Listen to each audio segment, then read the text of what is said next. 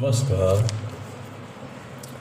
आज हम बात करेंगे कि हम मकान में नहीं मगर हम धर्मशाला में रहते हैं। हम कई बार प्रवास में जाते हैं, यात्रा पे जाते हैं। वैसे यात्रा तो हमारी जैसे जीवन साथिनी बन गई हो, वैसे हम यात्रा को छोड़ते ही नहीं है। हम 24 कलाक दिन रात यात्रा ही करते हैं, क्योंकि जब से यह सृष्टि का सृजन हुआ तब से हमने यात्रा का प्रारंभ किया है, क्योंकि हमने 184 योनि में जन्म ले लिया। तो हर जन्म में हम करते क्या है? सिर्फ यात्रा ही तो करते हैं, क्योंकि जन्म के साथ ही जब हमने पहला श्वास भीतर लिया और बाहर निकाला, तब हमारी यात्रा शुरू हो गई। फिर हम हर श्वास यात्रा करते रहे। यात्रा मतलब चलना, तो हम चलते ही रहते हैं। तो बड़ी तकलीफ यह है कि कोई कार लेके जा रहा है तो हमें कार चलती दिखाई देती है, मगर भीतर वाला बैठा हुआ दिखाई देता है, क्योंकि चलती है तो कार को चलना पड़ता है, भीतर वाले को नहीं चलना पड़ता है। मगर हमारी यात्रा उल्टी मालूम पड़ती है। हम शरीर से भी यात्रा करते हैं। वह तो ठीक है कि शरीर एक साधन है, तुम इसे जहाँ ले जाओ वहाँ वह जाएगा, तो चलेगा शरीर। मगर यहाँ तो हम हमारे भीतर वाला भी यात्रा करते हैं। तो शरीर की यात्रा तो हमें समझ में आती है कि शरीर जन्म लेता है, युवा होता है, बुढ़ापा आता है, फिर पड़ाव आता है। जैसे विषामा आता है, यूँ समझो हम यात्रा पे निकलते हैं तो हम कई जगह पर दोपहर में विश्राम करते हैं, पड़ाव डालते हैं, घंटे 2 घंटे रुकते हैं, फिर आगे की यात्रा करते हैं। फिर रात को जब हम किसी जगह पे या किसी धर्मशाला में पड़ाव डालते हैं और जब सवेरा होता है तब हम जिस धर्मशाला में पड़ाव डाला था इसको पूरी तरह से छोड़ देते हैं। इसके पर हम थोड़ा सा भी अपनापन नहीं करते हैं।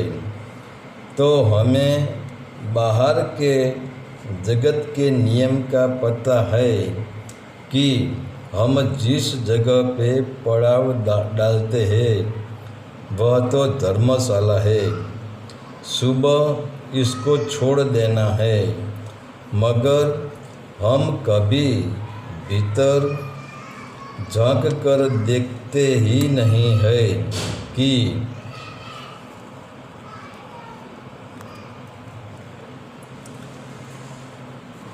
हमें जो शरीर मिला है वह एक साधन है, और जिसे हम मकान कहते हैं वह हमारी धर्मशाला है, क्योंकि हमने देखा है कि जिसने बेहोशी में रहकर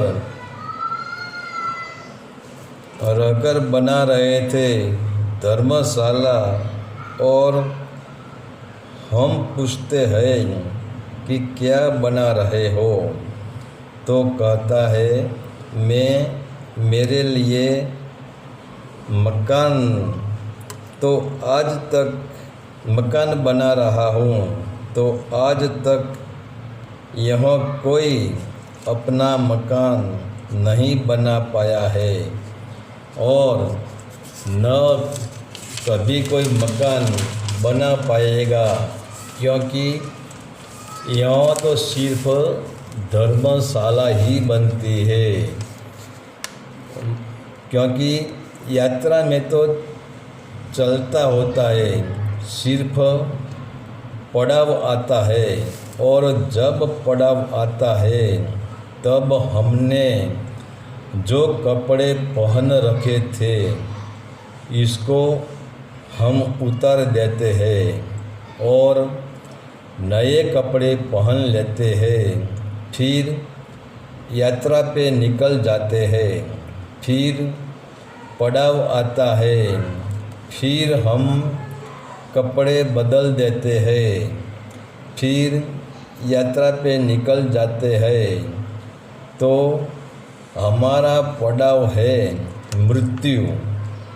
वैसे मृत्यु जैसा कुछ है ही नहीं, मृत्यु ही हमारा भ्रम है। हम पड़ाव को मृत्यु कहते हैं, फिर नया कपड़ा पहन लेते हैं, क्योंकि हम पड़ाव के बाद नया कपड़ा पहनते हैं। तो मृत्यु हमारा एक पड़ाव है, एक आराम है, विश्राम नहीं है। तो ठीक है, देर अबेर हम थोड़ी देर के बाद मृत्यु में आराम कर लेते हैं।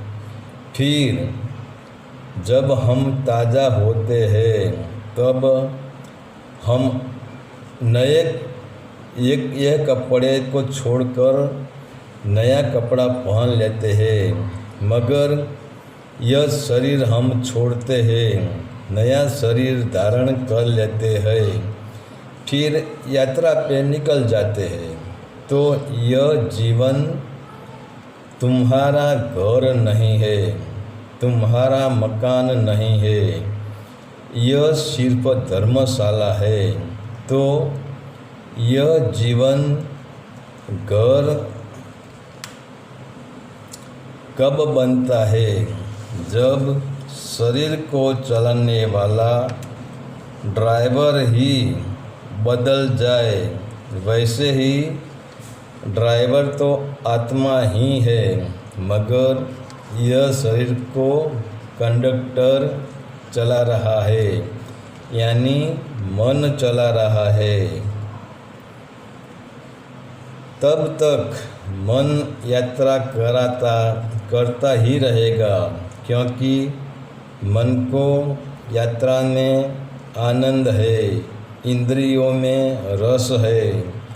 अगर जो एक बार मैं कौन हूँ की जागृति आ जाए, तो फिर हमारा घर का पता मिलना मुश्किल नहीं है।